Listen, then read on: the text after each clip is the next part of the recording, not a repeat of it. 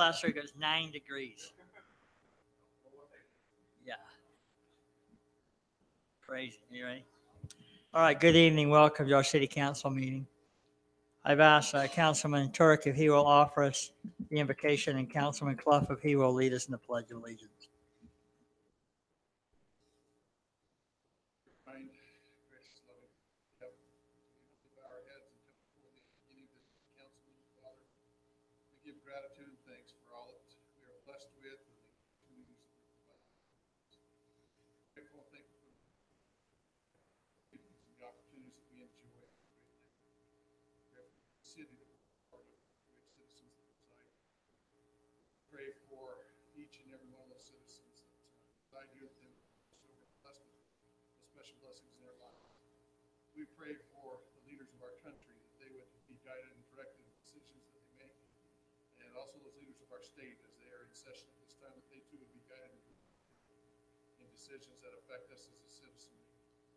We pray for those great men and women who serve diligently abroad and locally in providing and protecting our freedoms and our lives. We pray that they would be watched over and blessed and protected at this time. Father, we pray now that we would receive guidance and inspiration as we take care of the city's business this night. That we would make decisions based on good conscious efforts and desires of making our quality of life better for each of our citizens here. We seek for that guidance and direction and counsel. Again, give gratitude and thanks for all that thou provides us with. And we do it in the name of thy Son, Jesus Christ. Amen. All rise. I pledge allegiance to the flag of the United States of America and to the republic for which it stands, one nation, under God, indivisible, with liberty and justice for all. Thank you, gentlemen. Appreciate your prayer and your pledge. We'll move on to item 1, approval of the agenda. I don't see anything that we're going to eliminate or delete, so I'll entertain a motion for the agenda that is before you. Mayor, I'll make a motion that we approve the agenda as it's drawn up. Second. Motion and a second. Rick, aye. Bellis, aye. Granger, aye. Clough, aye. Thank you. I'm assuming we'll see Councilman Ward here. If not, Trying we'll to get all of excuse them him. right now.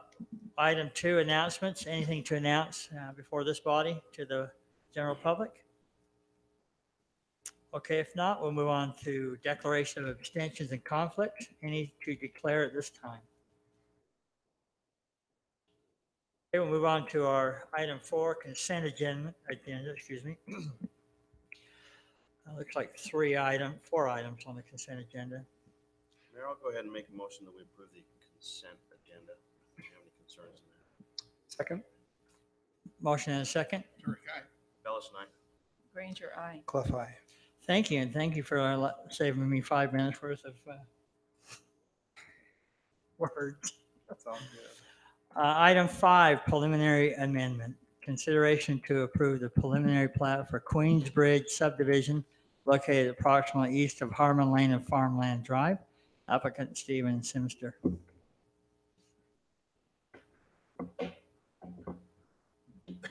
perfect timing.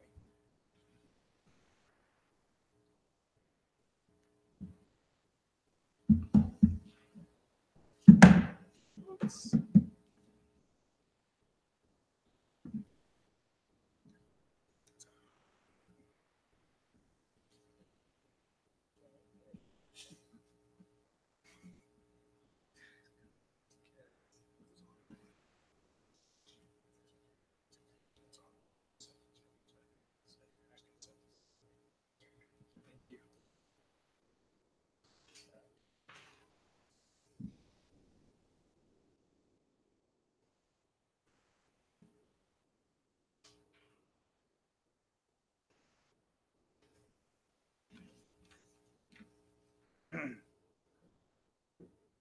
I just want to give you a more updated one that the planning commission kind of asked them to do, and they finally got it to me. So I just want to make sure it was given here, and that's what we'll put in as the exhibit for tonight.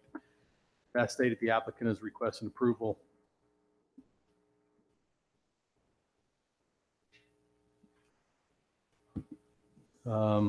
for the preliminary plat of Queens Ridge subdivision. The applicant is proposing 21 lots on an area coverage of 8.93 acres. The zoning designation at this location is the single-family residential 12,000 square foot minimum, or referred to as the R112 zoning designation. The surrounding zoning is Ag 20 to the north, residential agricultural 1 acre to the east and west, and then the residential agricultural 1 acre and the R115 to the south. Also on the south end of this is the new school, Majestic Elementary School there.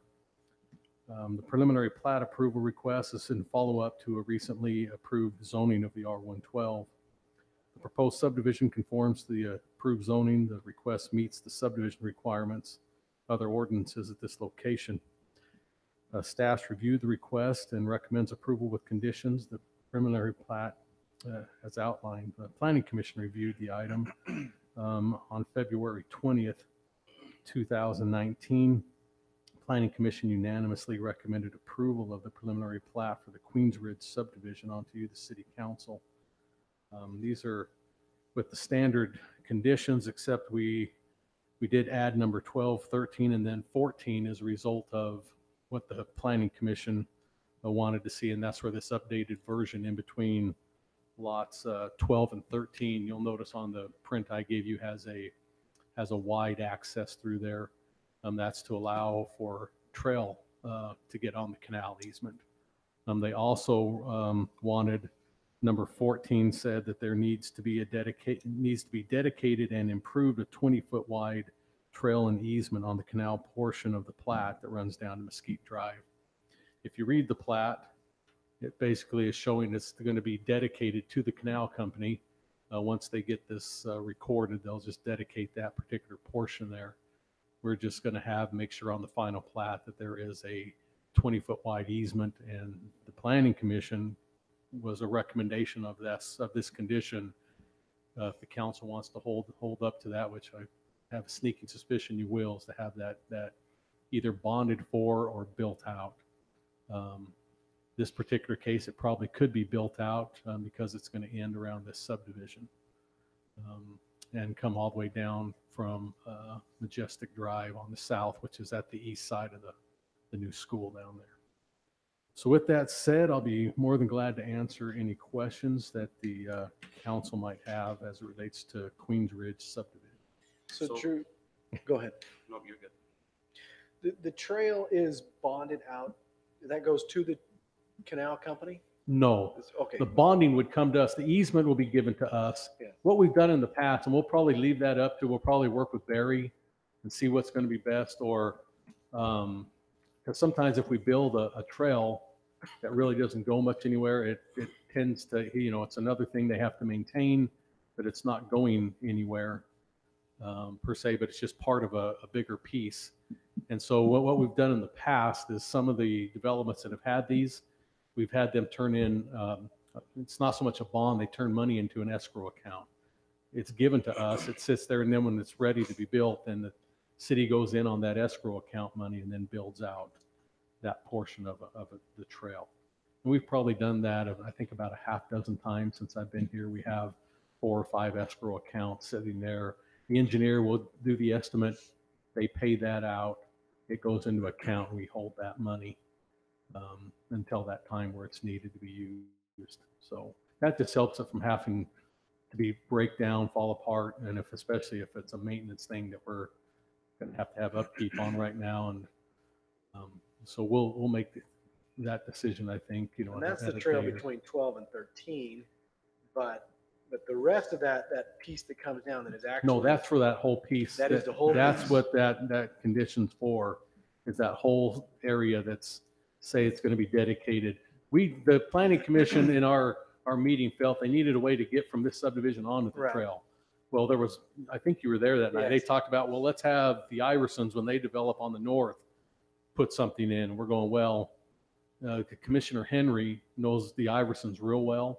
He said, I've talked to them about that. They don't have any plans on turning that into development for 15, 20 years. The family has said they're going to keep alfalfa field going. So that's when it came back to Planning Commission. Thought, well, we'll put it on this one, and it was best to put it between lots number 12 and 13, which you see on your, Well, I thought the Your diagram developer there. had some reason that they needed to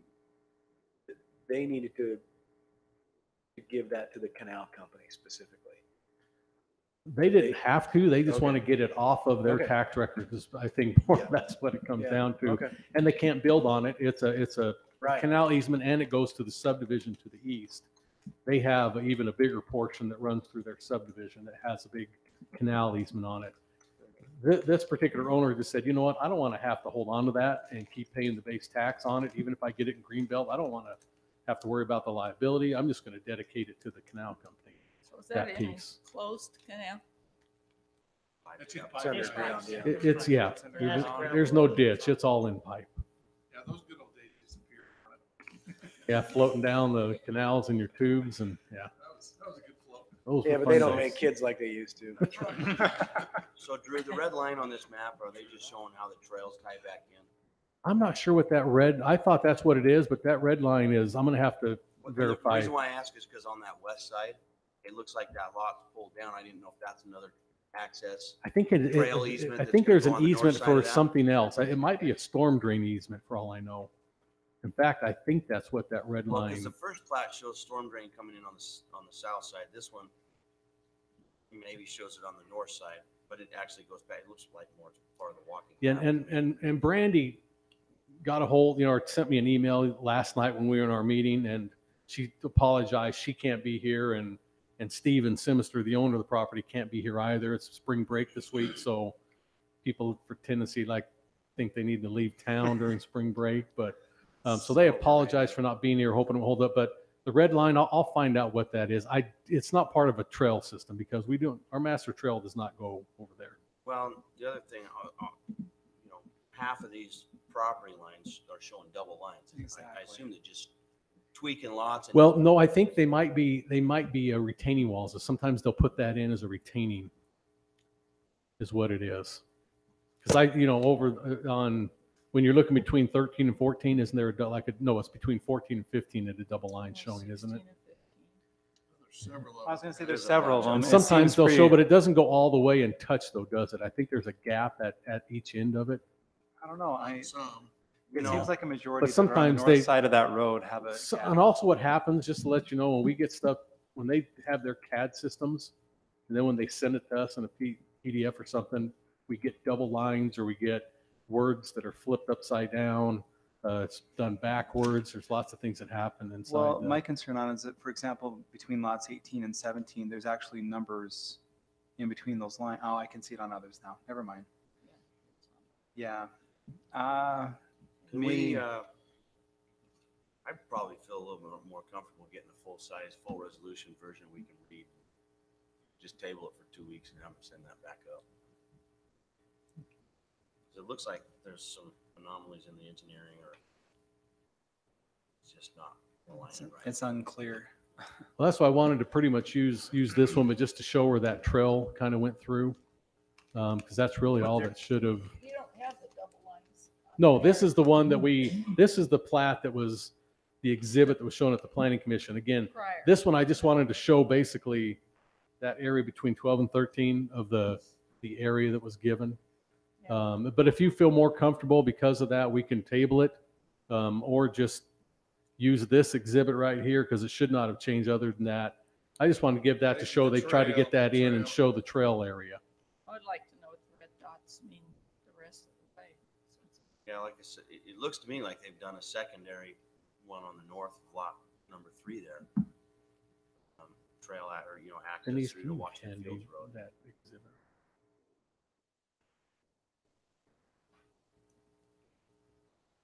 It doesn't match up with one that's in our docs file. Because like I say, to the best of my understanding, we don't have, again, that red dot is not going to go through the street as a trail. So you know what that might be, Mike? Would there be a reason for a storm drain to come through that? That is- right away? That is the storm. That is the storm drain. So maybe that's what that Brandon may be required her to put that in. So we're working with the property developer with our Merrill Road project. We were gonna come up Wall Street Drive and then go along the canal easement. some detention basins that don't have outlets since they piped the canal. With this development here, they have to have drainage. So they're actually going to pay into our project to run the storm drain up where this red line shows. And you can see it goes into this, that's the basin where it ties Okay, so into. then you'll go out and tie it in across over into your Merrill Road project. Yes. So it'll pipe all the way through. Can you bring that up and show us what you're referring to?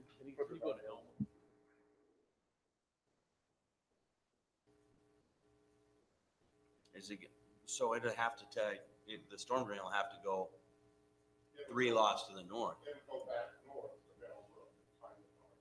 They're paying for, they're going to pay the additional cost of running through their development. I'm always a little curious about 90-degree storm drains. Yeah. They can do that, huh? You can't bend the storm, it has to go kind of man. Yeah, there's a manhole, like your sewer systems. Don't bend this. Doesn't cause it. Well, we can't get in. Yeah. So they're designed, the flows are designed. So this area right here, this is the catch basin or detention basin for Majestic View Sub. Been there for 20 plus years. It used to drain to the canal before it was piped. When we piped it, they didn't put any of our basins in the canal. More from north than we have to pipe. So our project will come up Merrill Road, Hamilton Fields Road, this development. I mean, currently it's pipe. Also go down some alleys and catch our other basins. Is the canal deep enough to go over the top of it, or you have to dig underneath it? Our issue was we were gonna have to come Wall Street Drive and then come back and catch this basin, we could probably grade it. Yeah, exactly. So this works much better for us. Don't on this, it's gonna be additional cost.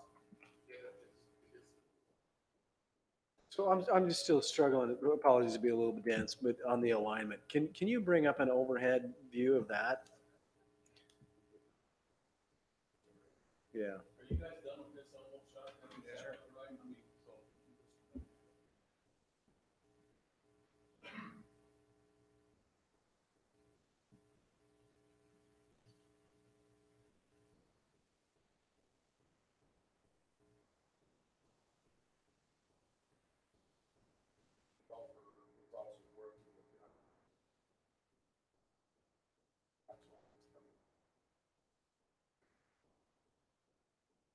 Where is the, I see the property, but where is the actual drainage, the basin that's there? See that grade is right there. Oh, that's not right. Right there. Oh, right there. Oh, that's it. Now, that's what just, you know, like I say, going north, we have two other ones. So you're bringing that across, you're bringing a storm drain system across Merrill Road that's going to tie in So Merrill Road. to that basin. And that basin's large enough for not only these adjacent properties, but to bring, That basin is strictly for Majestic. We're flowing the other way. You're taking it from here down Merrill oh, thank Road. you. And it was cut This off. development all up here drains to here. You're draining to the river.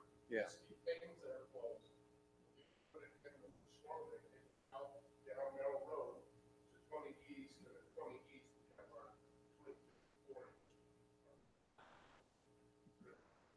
So that flows off that property that way, but then will flow back the other way in your drainage system. Up here. Merrill Road, and down Merrill Road.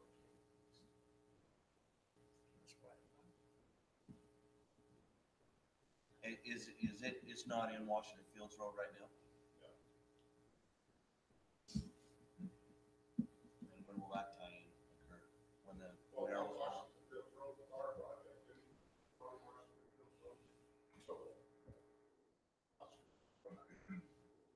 Right there. Here we have some drainage comes down, it comes into the canal. Goes to the canal. Like this in.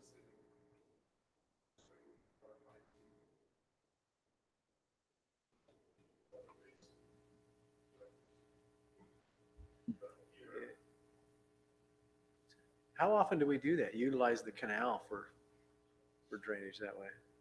Back in the day, That's what you did. it was a great drainage. Yeah. Yeah, it was a great drainage for us, but when they piped it, and it's basically pressurized there, it's about 20 pounds pressure in it down there. There's no way for us to get water back into it. So we're gonna have a gap between when this goes in and tying into Lost Ridge. We'll be in with Merrill before they do this development.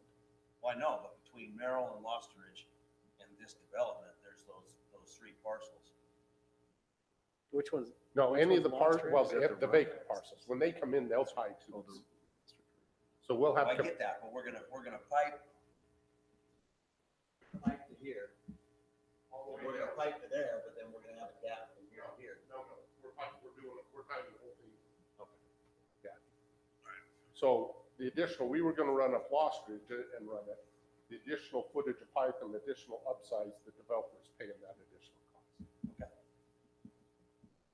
which developer? This current developer? This, What does it benefit him to do it that way? he has no drainage. He'd have to run, he can't, we don't allow people to drain to the irrigation ditches anymore. They have to run piping and tie into us. Now, his big benefit is he has the option on the next Iverson piece, the rest of it to tie in. And that's when he came to the table, when he got that option on that, then he came to us saying, yeah, I want to be part of your project. He's looking at his future costs. Right. Yeah, It very, behooves very me to- cost effective. Yeah, it behooves me to play now. Oh. Yeah, I was gonna say, because seems like that would be, but I guess even if he doesn't, I don't know, it'd be interesting, even if he didn't have that, if he can't drain any place. Yeah, they've been trying to get the canal company to allow him to drain. That's The what it canal is. company won't allow him to drain unless we sign an agreement that we will maintain all of the drainage ditches, all the canal, and I won't do that. They don't want the weeds in the canal, in Well, that pipe? That means we're maintaining all the tailwater ditches, the regular ditches for the irrigation system, and we're not gonna do that.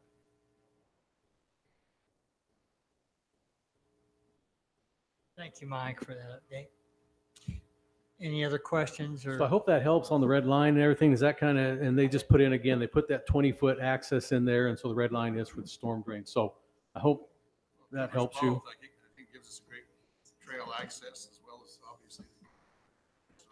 It sounds like we're, taking care of a lot of things right here. So The notation on there to move the power lines. Can you talk to me about that? Overhead Is it on power the- lines to be removed And rerouted? on the Probably north. Dixie REA. Yeah, and one of our codes is any new subdivisions, all things have to be run underground. So they're probably, we always take care of those, and especially if they're running over lots, they end up doing that and putting them into the public utility easement area. So So the, I'm sure they're out on the street because that's the only place I know that power lines would be. so the notation on the map there, and it's on this, your new one as well, is right at the very top. It makes it look like it's coming across the north side of that property.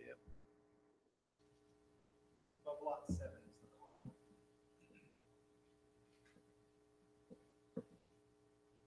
It's in the packet as well. Yeah.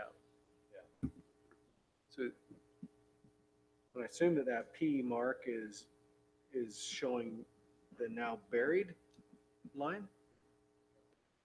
No, it sounds like That's these will showing still the be, now- yeah. The current overhead line?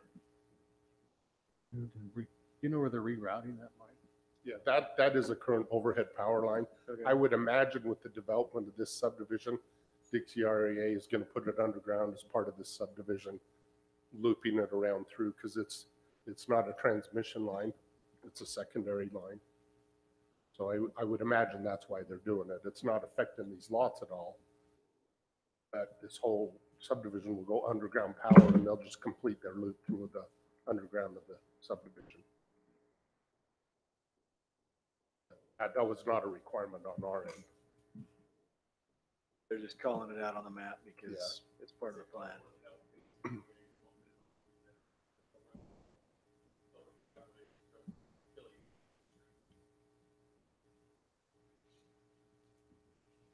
And everything else is just straight zoning, public streets, nothing special. Correct.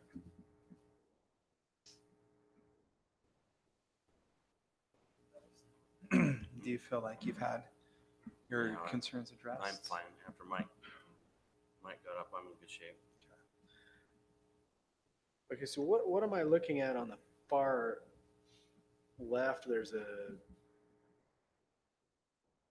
don't know, it's the shaded area and it tapers at one end, at one section there. Only the Is that, build out on the road is what it most It's likely is. different than what it was on yours. It's just,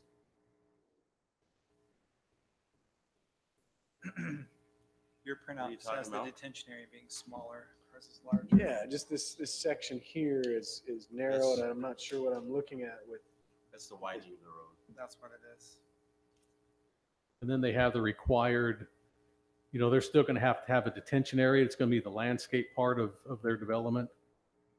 And the shaded area is the road that'll be a dedicated. That's what that shaded area is. And then right to the right of that is going to be a landscape detention area.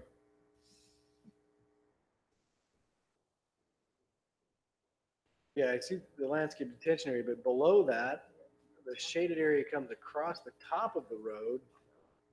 Like I That's said, just a there's- portion that's left to be dedicated and built.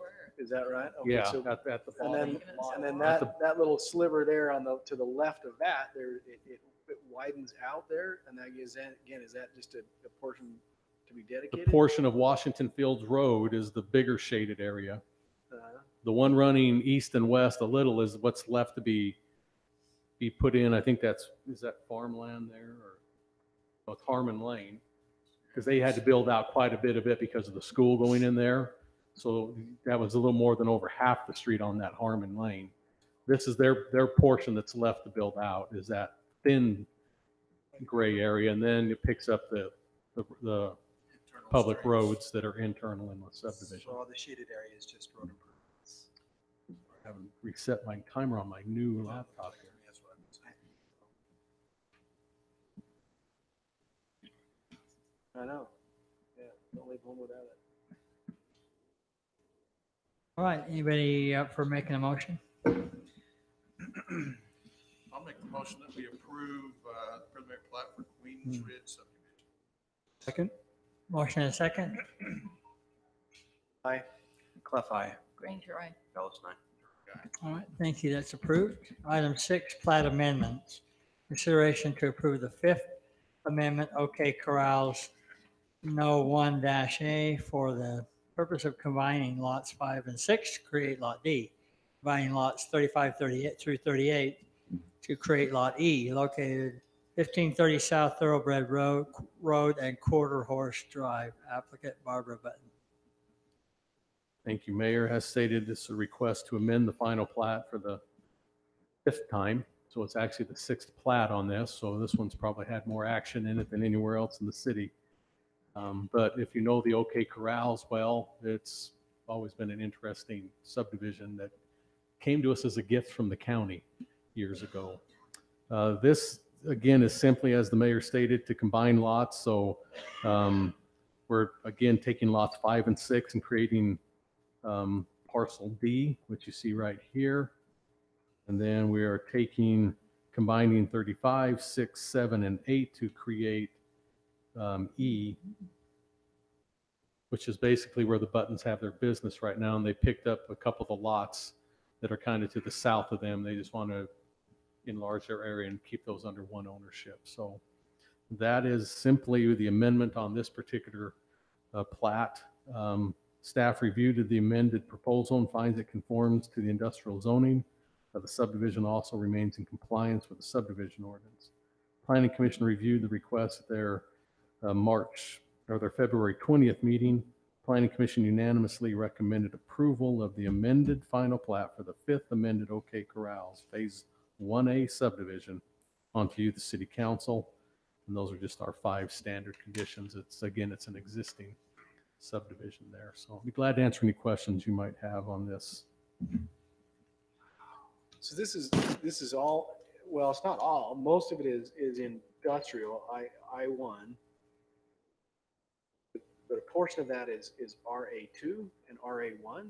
There's a couple of homes in there if you drive out and they. So the they- homes, the RA2 sections of that are already overlaying with current homes. Yes. And how much of this are they, I guess they're plotting this out and breaking it up this way for these lots to put businesses on each of those? No, these are existing. All the lots that have numbers to them is from the original OK Corrals Phase 1A, done And they just retain 20, that 30, it could be industrial. up 40 years They ago, were maybe. Exactly what they are called, they were corrals. They were just Most of rented those out. Where people were renting them to keep their horses and that's originally what they were. They Yeah. evolved into an And then industrial park. People started coming to us wanting to not use them at that because now it was in the city saying, hey, what could we do here? So the city staff and council got together and said, let's just turn this to light industrial. Then people can put in construction, yards there for contractors just to keep their stuff.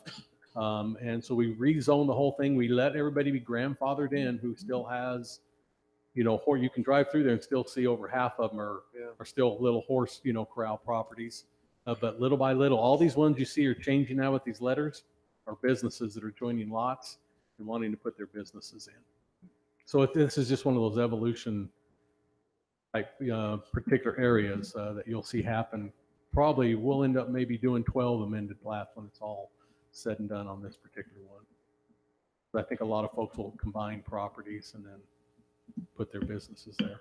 So you're saying all the ones that have letters have now gone to some type of. Those are commercial. previous amendments, yes.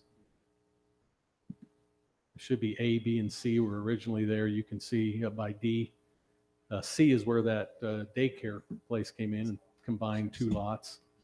And they've actually got a very successful business right there, believe it or not, out there. The daycare at C. Yeah, it's home away from home, I think they call it. Right there They on the bus their corner. kids in minivans, and they do a pretty good business there. Do they have like annual daily outings to the petting zoo next No. door? There is a lady that does have some therapeutic courses there, and I think the kids get to go down and see them every so often. There's a girl in my ward, her mom owns that business there that have therapeutic equestrian, and the It's a kids get to therapy go. horse. I think you can take that on an airplane with you. Yeah, but you got to have that special vest over the back. So All you have to have is a bridle that says therapy horse, that's all you need. that's it. And if Coming it can to a fit in the Walmart near seat, you, you're good to you know go. What's going to happen? Okay, so no change of ownership there. Just redesignating those spots, and we'll Correct. see many more of these. More than likely.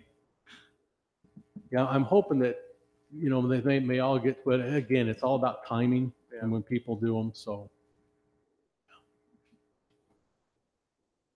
'Cause that business there at E, that's all been there. it has. And again, she bought two lots originally, kept them that way. In fact, she put buildings in there. We had to keep them off the property lines, so they wouldn't cross one when they Oh. built because there was a lot line there. And so then she picked up a third piece to the south and thought, well, I'm tired of paying two separate property, tax on two IDs. I'm just going to put all three of them together. Well, it all makes sense, because then you can put your buildings and whatnot, your structure. Not worry all about, internally where you don't have to you're worry not worried about offsets. setbacks and things crossing property lines that way. So. Huh. Yes. I think it's Buttons are about- tailor-made Yeah. fencing. Luckily, their daughter is Brandy, who does this for a living. So, Oh, really? No, wait, that's. yeah, that's Brandy's parents' business there, tailor-made fencing. Interesting. Okay. I'll entertain a motion.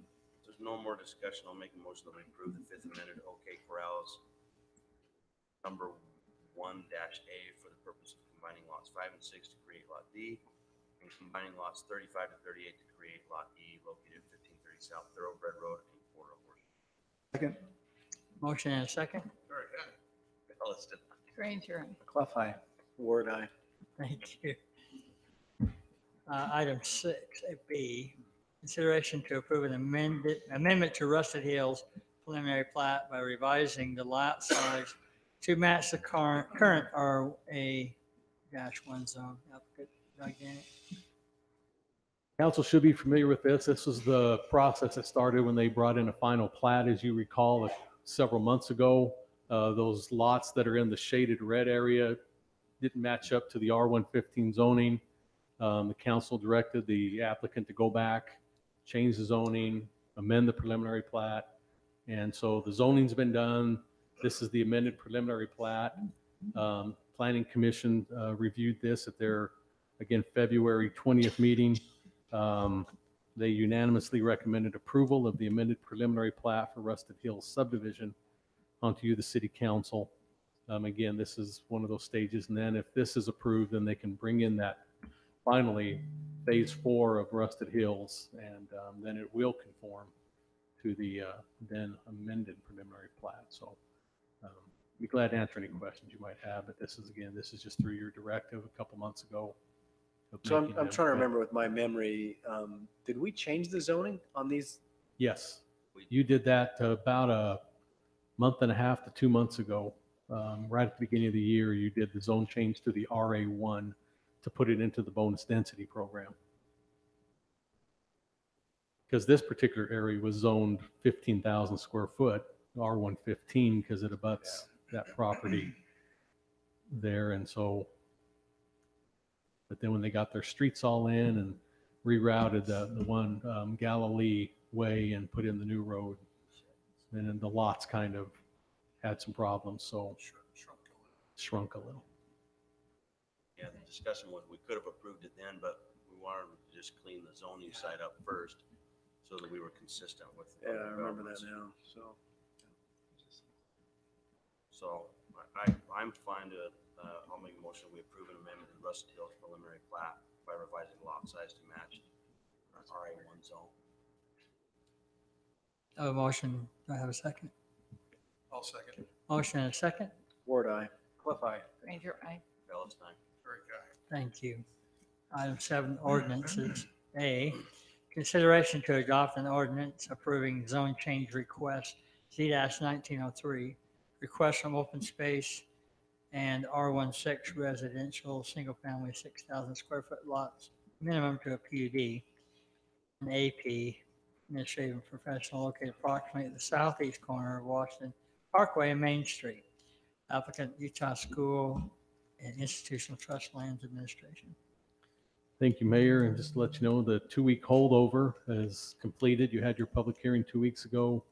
This item is ready for action. Just to remind you, the Planning Commission unanimously recommended approval of Z-1903 for the zone change from the open space in R16 to the proposed plan unit development, PUDR of 28.41 acres, administrative professional of 8.61 acres, and then the remaining 10.68 to be left in the open space, just redefining that open space zoned area. Also to recommend approval of that density ratio.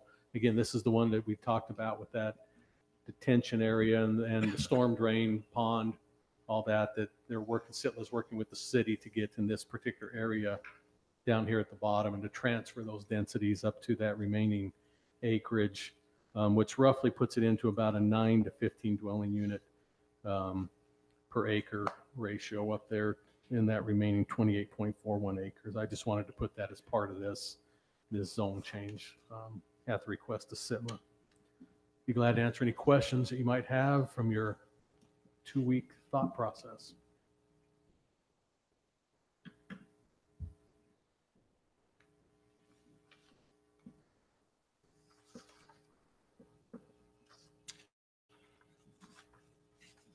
I don't, Discussion, I'll make a motion. I'll entertain it. Move approval to adopt an ordinance approving zone change request Z-1903. Second. A motion and a second. Very good. Palestine. Granger, aye. Cliff eye. Ward eye. Okay, item B is approved. Item B, continuation of consideration to adopt an ordinance approving a general plan amendment, G-1901, to revise the current lines of the OSMD, MHD to a feathering effect moving from the river to the industrial area landfill located along Country Way on the north side of the river. Applicant Plum Holdings, SG LLC. Thank you, Mayor. And as council remembers, this item was tabled 2 weeks ago. There was asking to kind of go away from the feathering effect to see if they would just go to maybe a possible PUD or to limit the dwelling units on this. And they came back and kind of did both. This is the new exhibit for that. So I'll just kind of scroll down to this little legend. So what the proposal is before you tonight is the black hashed area will be open space of 72.41 acres. The blue hashed area will then be proposed to be a planned unit development, so a PUD general plan designation set at 532 units over an area covering 127 acres. And so that's what they brought back for the council to they wanted to propose to you tonight. And this is the exhibit showing that. So they're basically getting rid of the medium density, the medium high density area, and just saying we want this as the developable area. We want it zoned, so that sounds like they're going to definitely come back with a PUD proposal to you. And the limit will be the 532 dwelling units in that area. Is that spelled, will that actually be spelled out on, like on our general plan maps, or it's just in this, on this exhibit? Well, I would put it in as just that your emotion of a condition, you know, I'm probably not going to put it on the city's map just because we don't put densities on lots, but it can be part of your motion. I think would be fine to leave it in there. I think it needs a bare minimum ought to be part of the motion. It's part of Absolutely. the plat, but it's just a little. Well, here's the Corner, exhibit, and this so- will be the exhibit of approval showing the legal description. And I'd like this, you know, of course, this one and the new one to be the exhibits that'll be attached to Denise's ordinance on that. And then, so that, I think that's a lot of weight to carry that someone's going to try to have to, you know, if it is a separate, like he sells it to somebody else, the different councils here in 5, 6, 7, 8 years, whatever it may be, and nothing happens. And then some new owner tries to come back. We still have all this in play to say, hey, this was what was agreed by that property owner when this was done. Well, I that think was it'd be the concern hard with for them. Doing it PUD instead of the. And that's why I like it being on the PUD. Exactly. But if they wanted to do that, they would need to approach either another time or another council to go back in through the PUD process. Well, or a general General plan actually, amendment because it's tied to process. the general plan. The language is the same. Still makes It did. It's only because this came in, and again, we were being kind of generous to the applicant. Your packets, gone it, sorry. I got to change my timer on this. So we just got it to get it out to you in your packet. So this is what's before you tonight, and that's why the acreage is here. And this is what I want the council, this is what they're proposing to you. Now, you can accept this, or you can go back and say, well, we were like the other one, you know, feel free. You have that opportunity. But this is, they're trying to appease what the request was 2 weeks ago, I think, in this. Yeah, this this helps me. exhibit. This achieves exactly what I was looking for, to say, look, let's give them a PUD, cap the numbers so we know this is what they're vested at. And then let them work their PUD, whether they feather, whether they, however they ship them around in there. We'll work similar to what we did with the Sullivan people. Yep. Say, okay, here, this works better, this works, that's about PUDs. They invite us to be a part of it. And we So end up with a putting- better product. Yep. Yeah, so putting the number, the density number in it, the general plan, the purpose of that is, I guess I'm not sure, is it just because that's where we're at in the process, or you want it to be more than just on the PUD? Well, they wanted to change the general plan and scrap the PCD that was in place. Yeah. And then come back with a future PUD. So because we have the PUD in our general plan, I mean, this will be the first one that we've done it.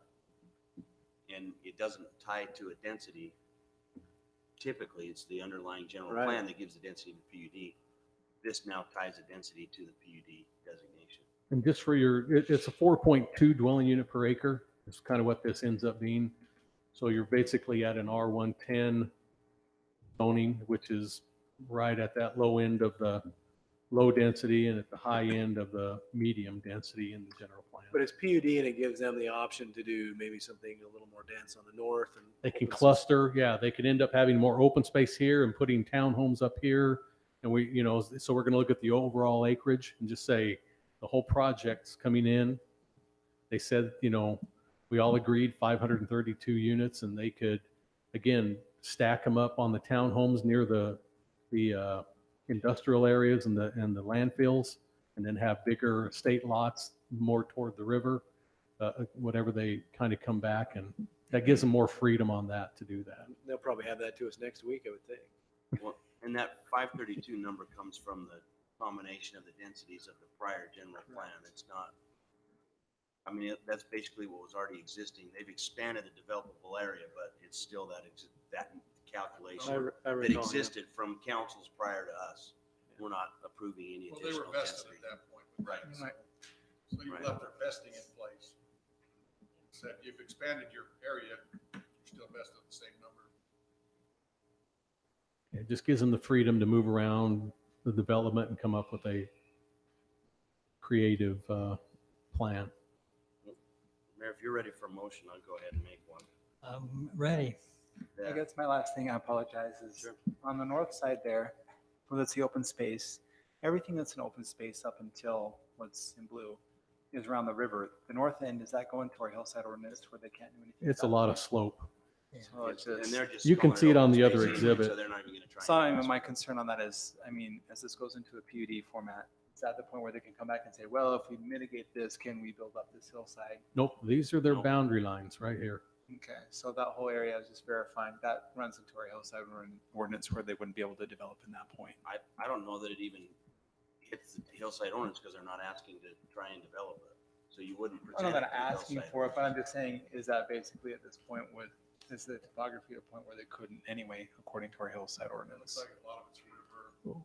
Like drainages and stuff, just double Yeah, checking. you can see all the peaks and valleys on that, all the, you know, the washes coming down off of the ridge there, et cetera. So it's probably just stuff they don't want to have to. Okay. All right, that was my last concern, I'm good. Thank you, Dan. Okay. And then I'll make the motion that we adopt an ordinance approving a general plan amendment request G-19-01, but that the density units are capped at 532 dwelling units. Okay, I have a motion. Do I have a second? Second, A motion and a second? Word eye. Clough eye. Bellis and I. Attorney Guy. All right, thank you. That's approved. Item 8, report of officers from assigned committee. Any to report from your assigned committees? I just came from our community action group. You know, this has been kind of an interesting legislative session. The chamber has been following a bunch of those. A lot of the taxation stuff will kind of continue into April. So we probably ought to watch that and maybe even help use the chamber to pass on some of our concerns if we have them with the taxes. I don't know that we've really developed any concerns, but that's going to be kind of an ongoing issue there. And I think most of our concerns as a city line up pretty well with what the chamber had. Maybe the gravel is a little bit different. It might have some, but it sounds like that's just going to come out to a study anyways at this point. So a study bill doesn't seem too threatening. It'll be interesting to see how that develops, and it directly applies to some places up north, not us currently, though we have gravel pits here. We do. Thank you, Councilman. Anybody else? All right, we're good. Go ahead. No, go ahead. No, somebody else. I was just going to report on our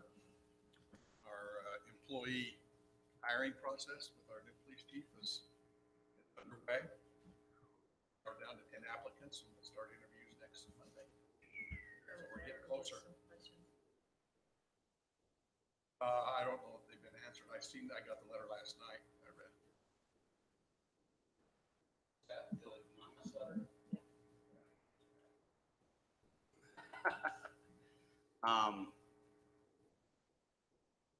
Well, there's several answers I would have with respect to that. The first is that with the size of our department, we certainly would expect our chief to be able to manage those individual items such as an intoxilizer and radar gun, like any of our departments would be. It's the same reason why we're also requesting that our new chief, as our old chief has done, adhere to the physical training requirements too. And again, we're a small enough department where you can expect we would have a working chief like we've had a working chief in times past. So that's one of the items. I would also suggest that none of the screening has included us requiring any of that certification to be produced to us in the first place anyway, so. No, say that again. None of the screening has, We haven't asked for their certification information on each of those things in the screening we've done up to this point anyway, so it's not been. so would it be just self-eliminating if they just not apply if they don't have that qualification, Sure. I guess. And so I'm not concerned at all about the requirement that was placed there. Chief Keith, I don't believe, has been concerned about any of that requirement. And as a matter of fact, the connection was that somehow the process is being flawed because of that. Well, that's quite a leap there, and I don't know that, Well, the actual comment was, it Yeah. appears to us that you already have a candidate in mind. I and don't you're think it's much boxing of it a leap into it, there. yeah, boxing it Um, around the person, but That's right. that's So quite a that's leap not- there. that's I not just- right. I was interested in the, well, I don't know. I mean, I don't know, is that typical for police chiefs to maintain those, or do, as you gain in seniority, you kind of maybe let some of that go and I don't know, is it similar to, we're looking for a CEO of a trucking company and requiring him to have a CDL? CDL. Yeah, exactly. Well, I don't know if we've necessarily required the chiefs to maintain it, but it's certainly, like I said, one of the things we're looking at. Again, we probably didn't, I'll be honest with you, remember how job descriptions work is we have an outside consultant provide those for us in many cases. We then have a chief review them. Yeah. So I guess the simplest answer is we don't see anything menacing. It certainly isn't intended the way the letter referred, that there was a underlying motive. Well, skipping here. over that, I guess my only thinking was just, do we think we missed out on some applicants who read that and Say said, we had- well, I had we had 65. applicants from Florida to California. Yeah, we had 65 applicants. It's often the problem sometimes is the job description's so small that you can't even eliminate him if you got 2 weeks of just basic interviewing because Yeah. it fit. So the process we've used up to this point, because we had 65 applicants, which is probably honestly one of the largest responses we've ever had to any position in the city. really? I would probably be fairly safe in saying that. I would think we were I would think this was a tempting place to move Well, for I a think position like so. that. Yeah. Then once we narrowed them down off the minimum requirements, we Uh-huh. quite frankly had to do primarily with their experience, lieutenant, those type of things, and higher. We ended up- Leadership qualifications primarily. We ended up still with 30 some odd, over 30 applicants. Good. It's one of those applicants, Chief Keith changing his mind.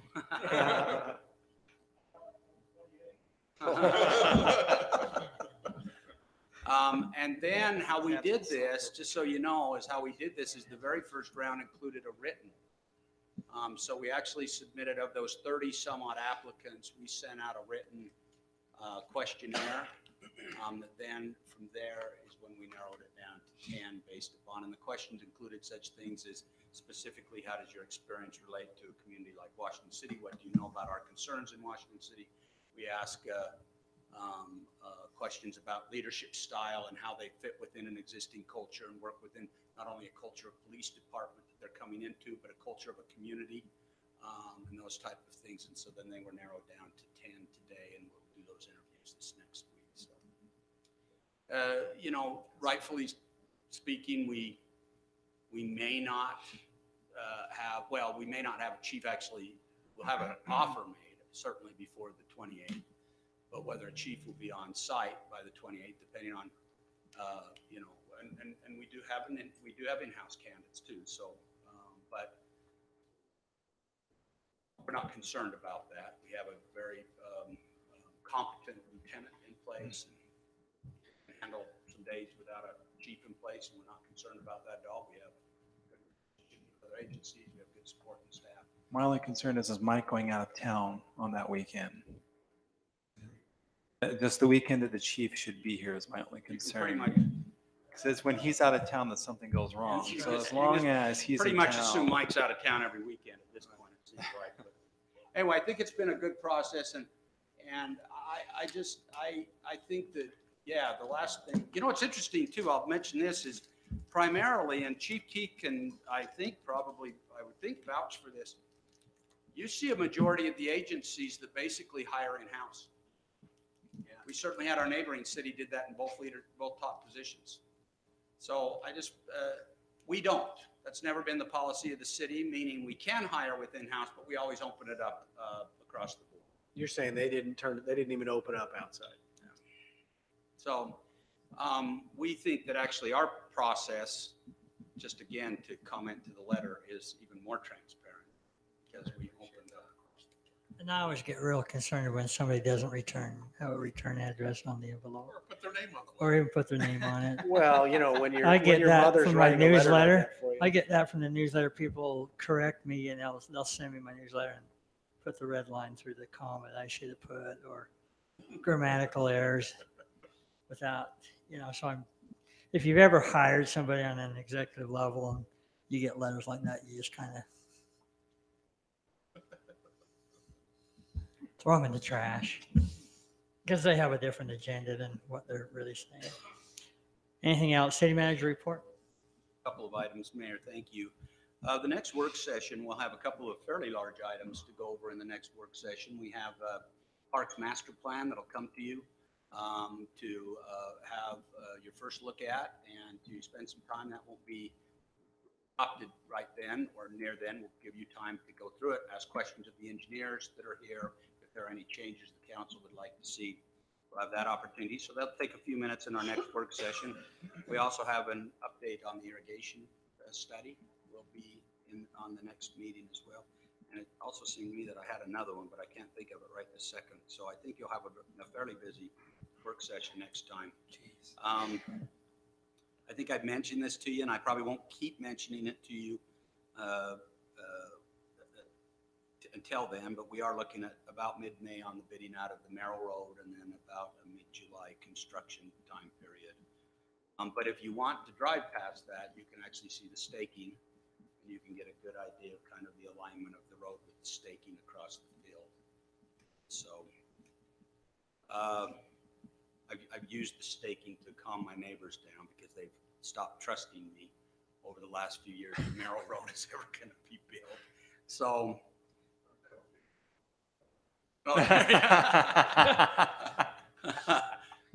They'll leave the stakes alone that way, won't they? If you can't find a rumor, make one. It's the Is right there- guy. Just real quick, on the Merrill Road, is there a light that's planned for the Washington Field Road? I think again, we'd have checked once. Yeah, warrants, but it's master planned. We're putting the conduits in.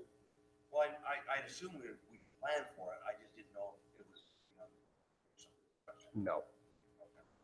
I did notice that it looks like they're preparing the light on 3000 and Yeah. Yeah. 1450. Thank you. So I noticed Yeah. that today. Four-way stopped it. Yeah. So just a reminder that the Milepost 11 open house is from 5 to 7 on the 19th at the community center. I think Denise, and I can't remember the exact packet you placed these in, but Denise has placed within your packet, not in your agenda packet, but the slurry sill project for the upcoming spring slurry. And I like you to have those so that, if there are questions that you get asked, if you have some concerns, of course, also, but if you get any questions from the public, you'll at least have that available that you can help them. They do a great job notifying the citizens about cards and moving them and when they'll be doing it, and they're pretty good at that.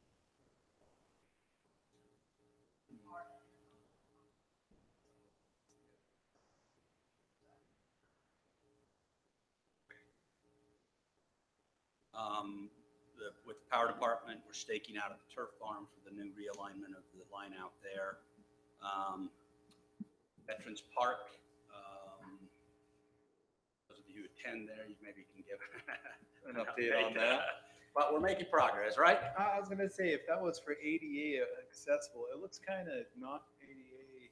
Well, that one on that side's not ADA. It's not, they moved No, it to because the it's other side, steps. good. So, I saw that, I was like, no. I thought the big gripe that was. No, so the steps are not ADA. We are pouring a ramp on the Main Street side, because they can. To be honest with you, the church itself doesn't comply with ADA. There's too much slope. But we are still, to help accommodating that, is we've offered to cut a curb cut there off Main Street. So you're going to end up with a couple of additional handicap stalls there on Main Street, that then with a ramp right there. And they can get in on this west side as well as the south side, even though technically still the slopes are too high, but that's not a Washington City issue. And quite frankly, with the age of the church, it is just what it is. But that side over there was not planned on. It was going to have the steps all along. I think we still got the railing to do, I believe, on that. And the reason I think that's taking longer is because, as you know, we're also doing the railing along the basketball court that runs parallel with Main Street from the grass area to the drive. Really? Well, yeah, we've actually had some people that have drove off the edge of the ledge. And we've had some walk off the edge of the ledge. So we'll be putting the ornamental railing along there, and it's the same, we're doing it at the same time we're doing the little railing over there.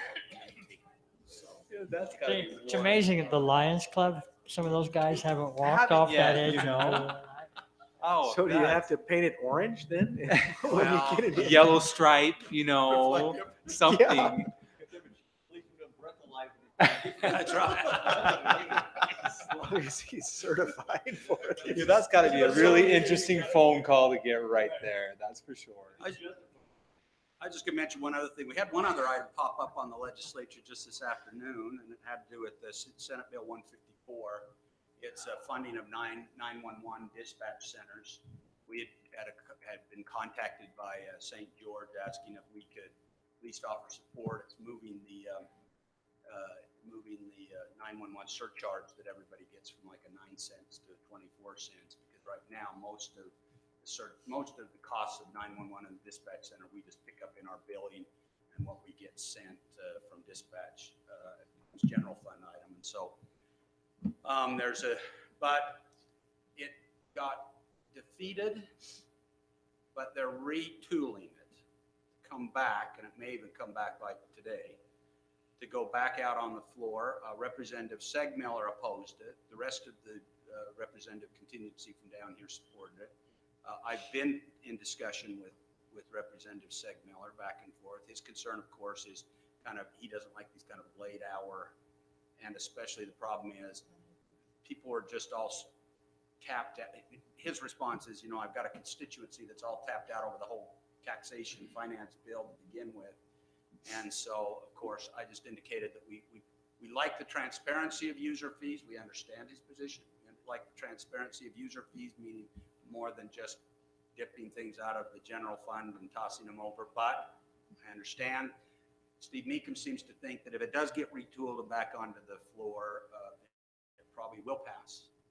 But I just wanted to bring you up on that. It's just, I'm not even sure I'm deeply cognizant of all the elements of it, but it would help offset some of the costs associated with what we have to pull out of the general fund for dispatch services as well.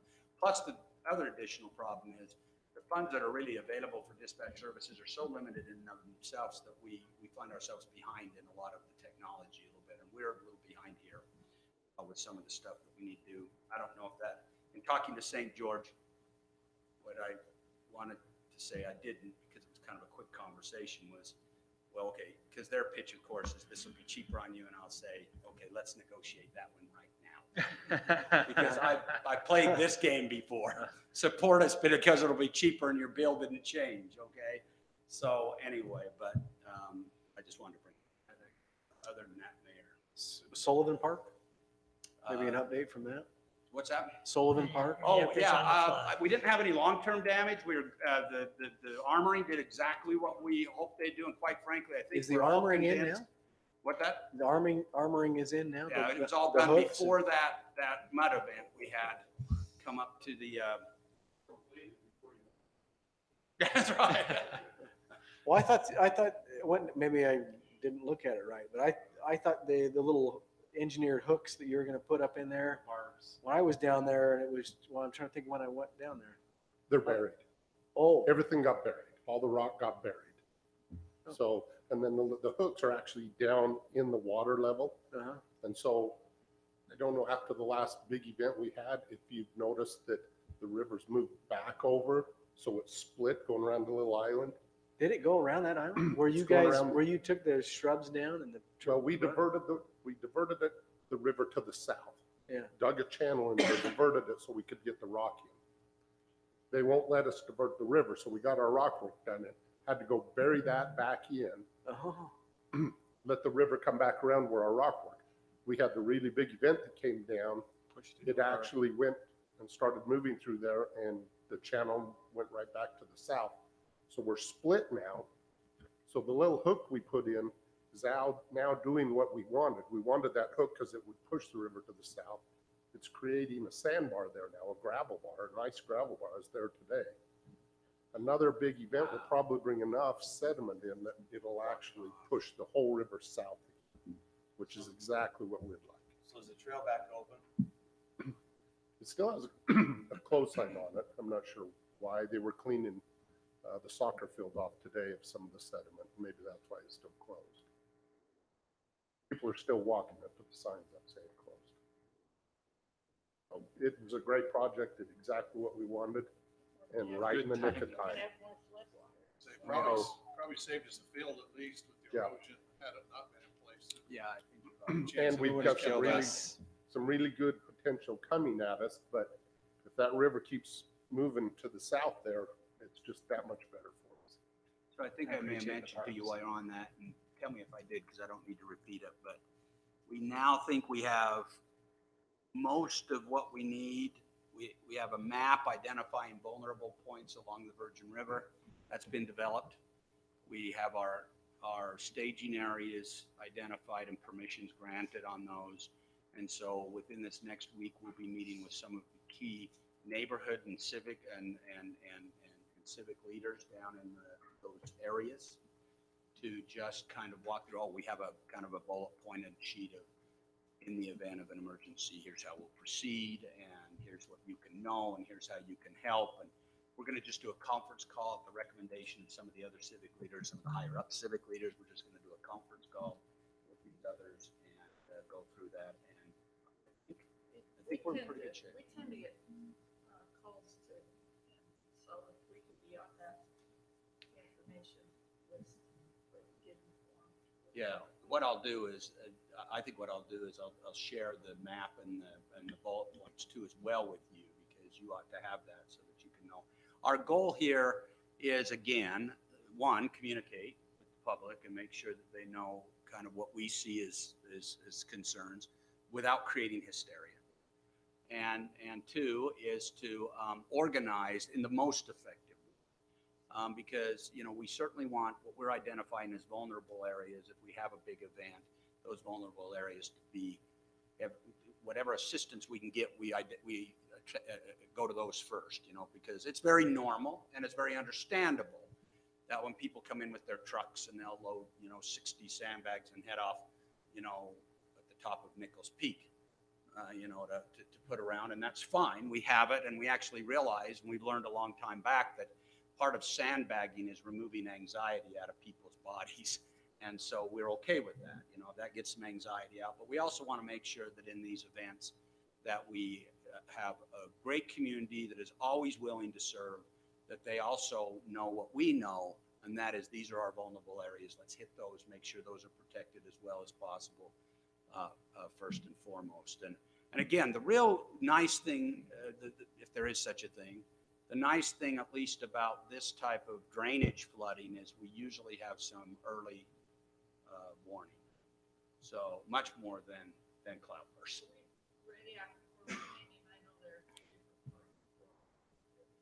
Yeah, I mean, we actually had Dave, I always never said that, Houston or Houston? Houston.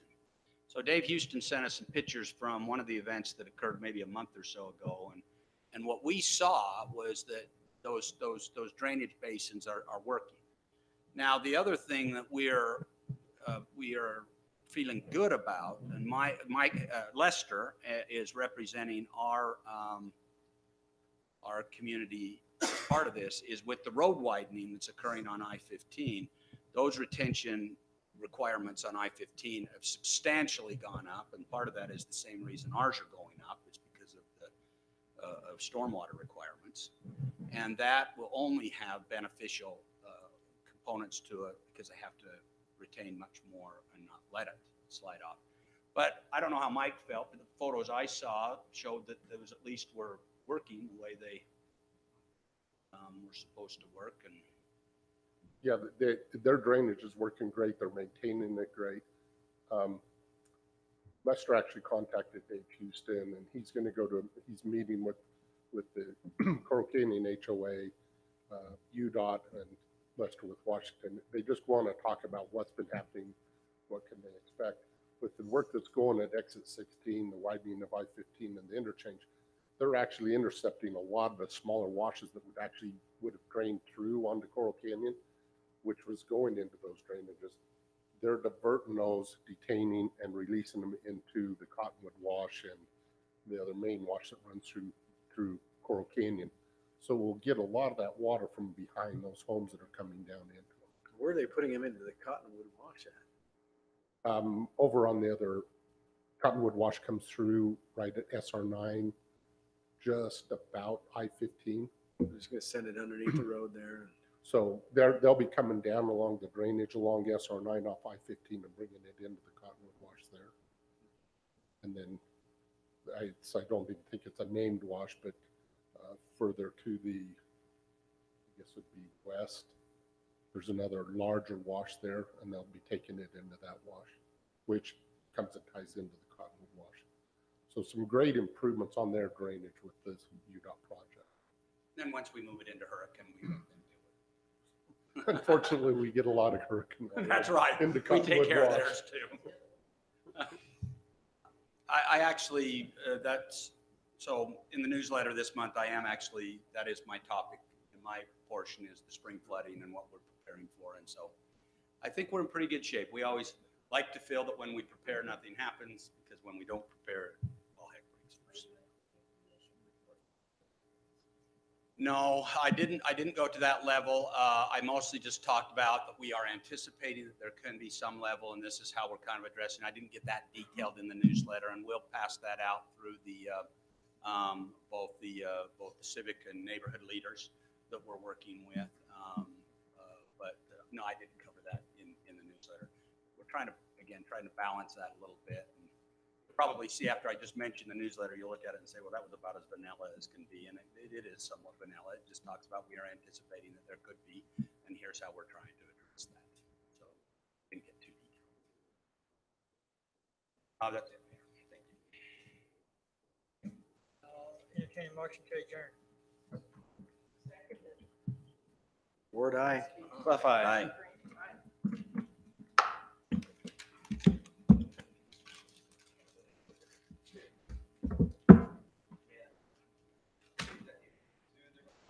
Here.